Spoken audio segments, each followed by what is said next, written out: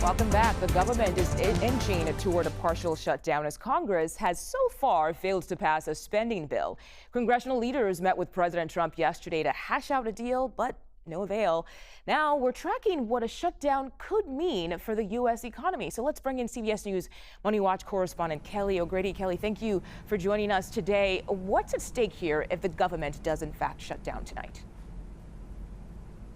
So I want to think about this as some of the direct impacts that we might see. So headline here is that the estimate is that for every week that the government is shut down, you would see a loss of $7 billion to the U.S. economy. That's an estimate by EY Parthenon.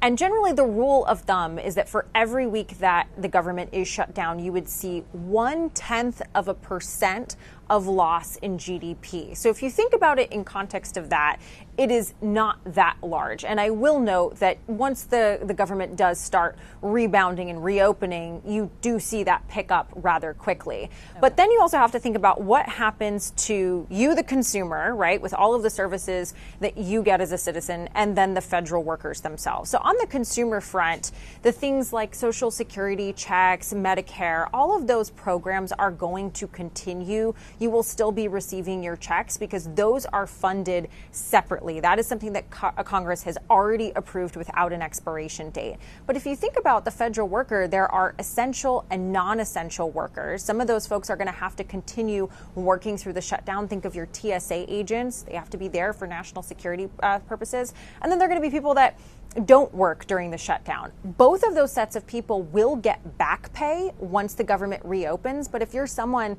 that is a federal worker that's living paycheck to paycheck, you have to dip into your savings. Maybe you make a late payment. The government doesn't pay you back when you make a late payment on your credit card. So those are sort of the direct impacts and the things that might impact everyday Americans, Mugo. And what about those indirect impacts? What are you watching for in the stock markets? Can you hear me? It looks like Kelly cannot hear me. Oh, okay. I can actually hear you now, Mugo. Yes. Okay. So I was asking about those indirect impacts. Like, what are we watching for when it comes to the stock market? Yes. So the stock market, you might see a little bit of oscillation, if you will, because if the government shuts down, you often see consumer confidence and investor confidence dip. That being said, if you look at the broad impact over a year, you really do see the market rebound in almost every case positively. So I wouldn't focus too much on your 401k. But the one thing that I do want to highlight, Mugo, is economic data. If we do have a shutdown, the Bureau of Labor Statistics, they get out the jobs report, the CPI, they will actually not do that. And the Fed, of course, we've talked about this many times, they are relying on that data to make interest rate decisions. Wow, very interesting. Kelly O'Grady, thank you so much for that breakdown. Appreciate your time today.